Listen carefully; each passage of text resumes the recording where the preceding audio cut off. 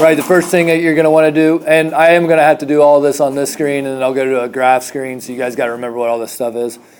But step 1 says find and plot the y-intercept, if any, by evaluating f of 0.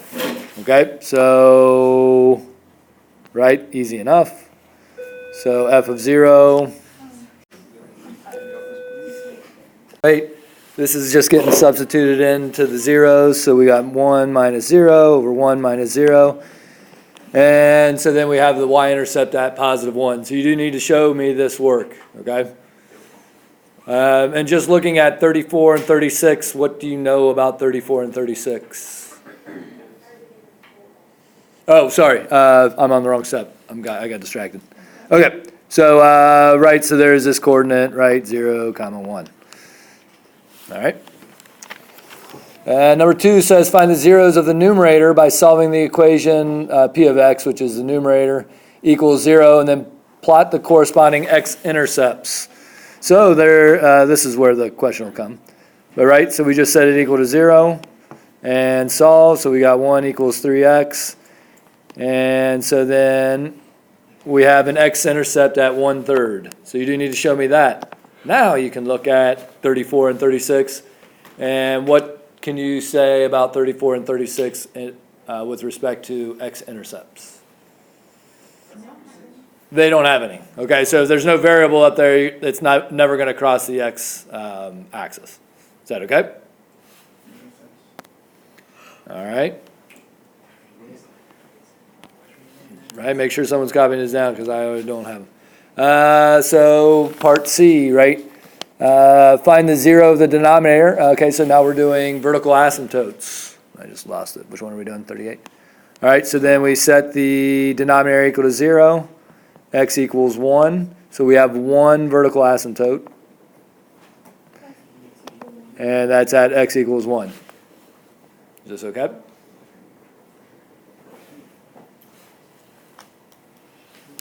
Did anyone ever comment that they heard me asking dumb questions? No, I'm not that popular.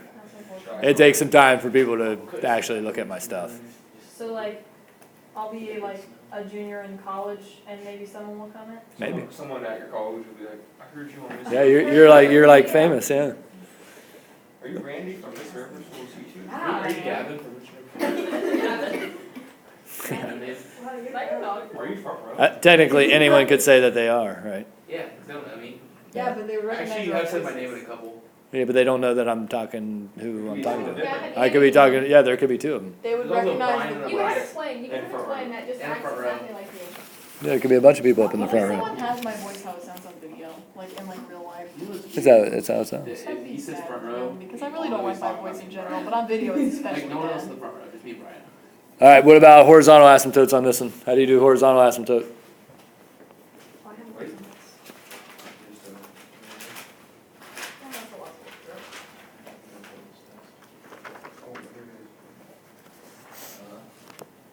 Degree of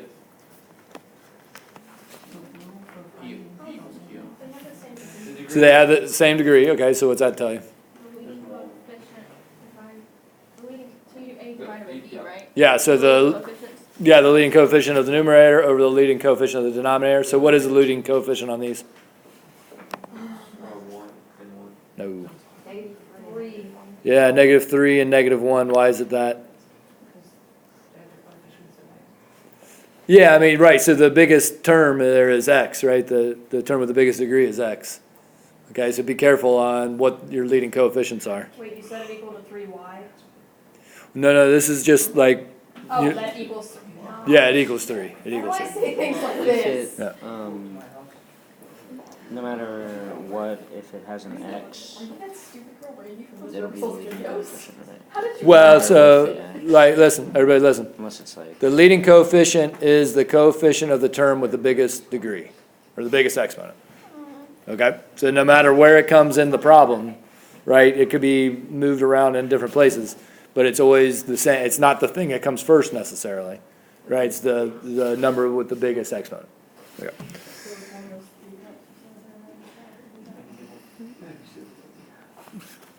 So like, here's another one. So like number 40, right? The leading coefficient of the numerator is -2 and of the denominator is 1? Yeah. Okay. All right, so that's all the stuff that we need to write down right now. So now you guys got to remember what I did because we're gonna plot this. So let's start with the y-intercept. What do we have for the y-intercept?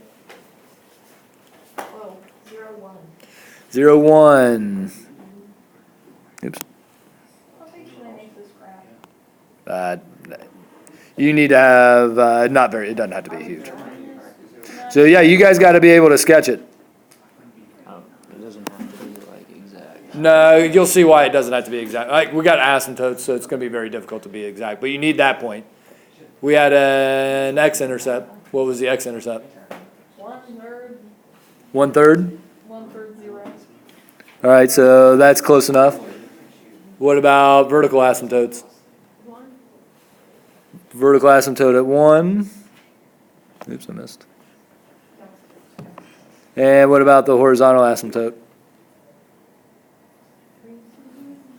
Is it at 3? Yeah.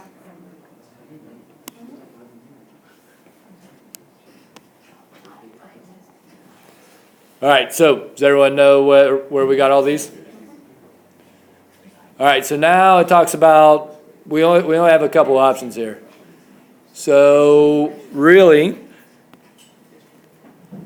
usually it's on opposite sides of the vertical asymptote. So it's either here or here, and then it's maybe here or here.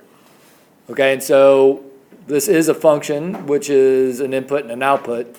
So how can we tell, oh, I'm going to tell you, like, this first one should be pretty obvious, right? We have one down here. What about, how can we figure out whether the other side here is above or below the horizontal asymptote?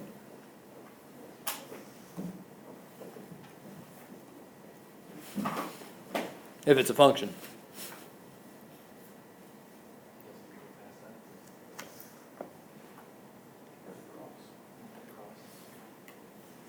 Like, how would we be able to tell algebraically? Plug in numbers. Like, be more specific. What numbers would be a good idea to plug in? Negative a billion. No. We're just trying to get the shape. Like, I don't need it. Shape? Oh, 4. Would you plug in numbers on What? both sides? Yeah, we should plug in numbers on both sides. Now, I already know, we kind of already did plug in a number on the left-hand side, right? That's when we plugged in 0. And so that's why it's down there. So then give me a number that we should plug in. 2 would be fine. Yeah, it doesn't really matter. And so what are you looking for? We plug in 2, and then what kind of things are you trying to look for? Like the y value will be either bigger or smaller than what? 3. 3. The horizontal. Yeah, the horizontal. Okay, so then, right, you guys got graphing calculators. You can punch it in and use the table. Or you can write it out. Okay, and so while you guys are doing that, I'll write out like what it would be. I would use 2. That's a pretty easy one.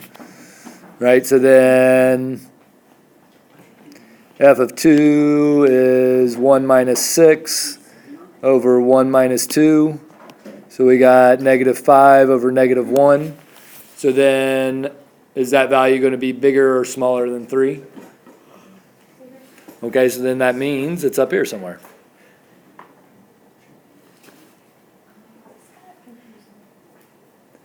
Again, you can put this in your graphing calculator and it'll give you that, but I want to see the work for those things. You said the steps on this are where? 272. Okay, because those are helpful, Should we do another one? probably. All right, pick one. What numbers are we going for? Up to 54. 50. 50? Yeah. All right, that's a good one. This one's circled. It's circled in your book. That scares me. Yeah. Nah, 36, 38, 40, 41, and 44 are so many times. None of the rest of them, just those. someone probably assigned that one time. Why did you assign Egan? All right, so again, I'm just looking at 272. So again, what's the first step then? Plug in the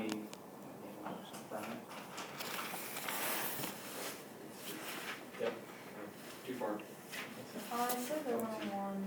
That's right. Keep going. This is still a good one. This will give us something slightly different. Brian was talking, I'm gonna have to find it real quick. Plug in 0, thank you. So we're finding f of 0 here. So we get 0 over 0 plus 0 minus 2. So then we found the y-intercept at 0, 0. Vertical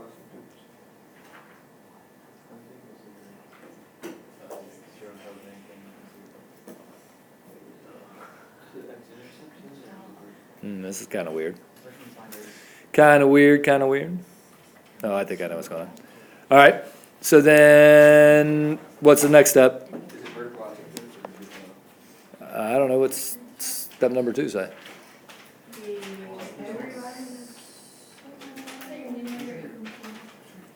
zeros of the numerator? Set the, okay, so set the numerator equal to 0, and what do we find when we do this? Isn't this the X-Intercept? This is the x-intercept, and so then what are we gonna get? Oh, 0 again. Yeah, so we actually got 0, 0 for both of them, which makes sense, I think. Very cool. What about number 3? What are they asking for 3? Zeros of the denominator. Because we're doing the vertical asymptote, okay, so then, right, that means x squared plus x minus 2 equals 0. So what are we gonna do with that?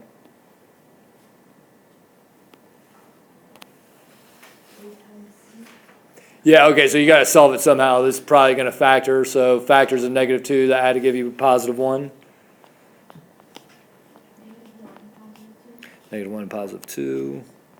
So X equals 1 and X equals negative 2. And those are your 2 vertical asymptotes.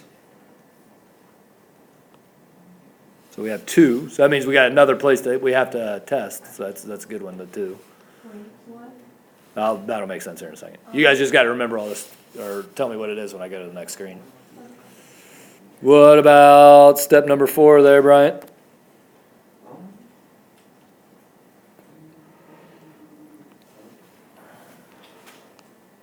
It's not, sketch the horizontal asymptote. All right, horizontal asymptote. What's the rule tell us that the horizontal asymptote is?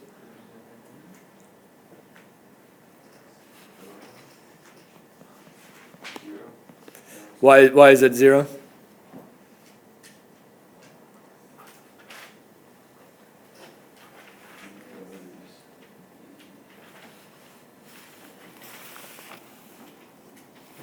Because there's no.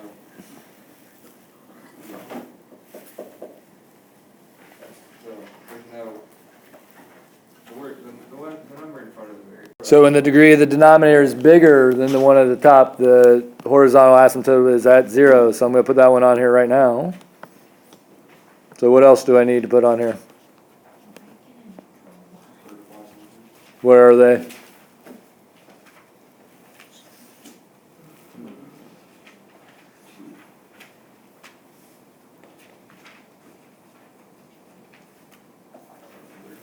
Well, I don't feel like saying where are they? 1 and negative 2.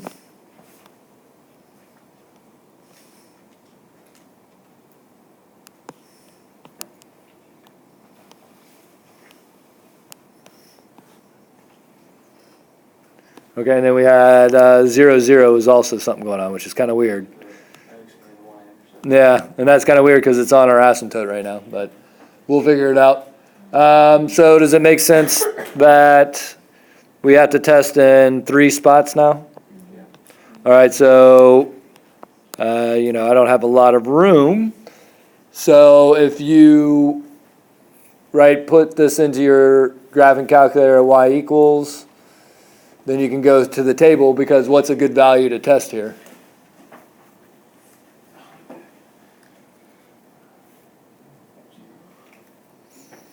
Well, but if we plug in 0, we already know we get 0. So negative 1, we can do negative 1. What's negative 1 tell us? Like if you go to the table. What is it? 1. Negative 1 gives us a 1. Okay? Oops. And so this one's a little bit different, and I know like what these usually do, but let's leave that there for just a second. What's another one, good one to test? One? One is the asymptote, so that won't tell you anything. 2 would be good. So what's 2 say when you look at the table? We'll go to the table. 2 says 1. All right, so then, right, that's like right here. So we can pretty much say at this point, why do I know it's not going to go through the through the x-axis again? Besides looking at the picture, but from the stuff that we did. Huh? There's only one X-intercept. Yeah, there's only one X-intercept, so like we knew it wasn't going to cross there. So what's another one we should choose? -3. Okay, so what's -3 tell us?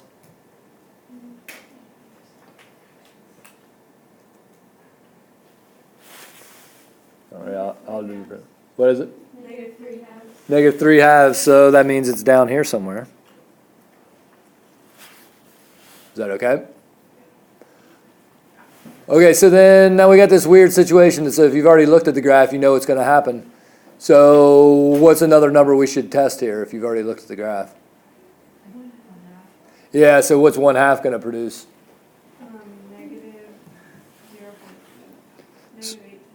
Okay, so it's somewhere down here. So then this one looks like this.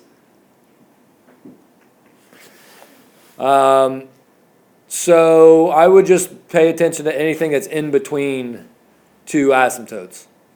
Okay, because you get more options. Like, you know, the first one we did, there was only a left or a right, so there was no weird thing going on. But there is a bunch of clues going on, like that it does cross the x-axis somewhere because we found the x-intercept, things like that. So, again, on the quiz, I need to see the work on these. Now, you don't have to show me the work on the testing points. Okay, you can just write down that these are the points that you tested, but other than that, this is what you need. So is there any questions on where these numbers came from or anything like that?